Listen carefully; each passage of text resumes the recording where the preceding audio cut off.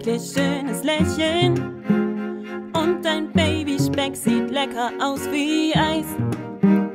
Doch in letzter Zeit fühlst du dich eher verletzlich und denkst, ganz egal, was du auch tust, nichts wirklich reicht.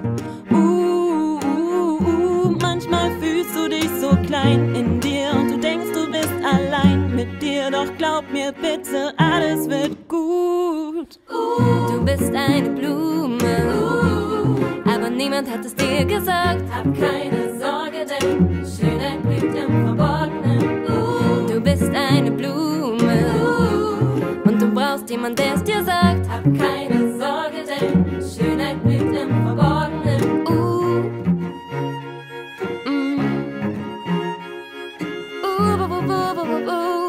Yeah. Du hast ein lupenreines Wesen und deine Stimme klingt unglaublich weich. Es fehlt nicht viel in deinem Leben, vielleicht nur ein kleines bisschen Aufmerksamkeit. Man sollte meinen, du wärst vergeben, doch seit Jahren bist du schon allein.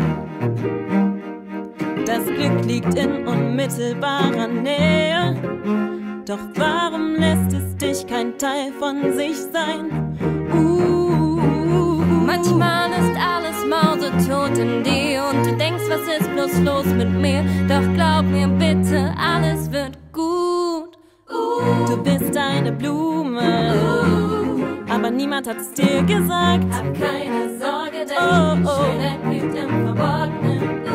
Du bist eine Blume und du brauchst jemand, der es dir sagt. Hab keine Sorge, denn Schönheit blüht im Verborgenen. Du bist ein vom Glück geküsstes Kind, wenn deine Freunde bei dir sind und du dein Leben selbst bestimmst, weil die beste Zeit erst noch beginnt. Es gibt keinen Grund für dich Trübsal zu blasen.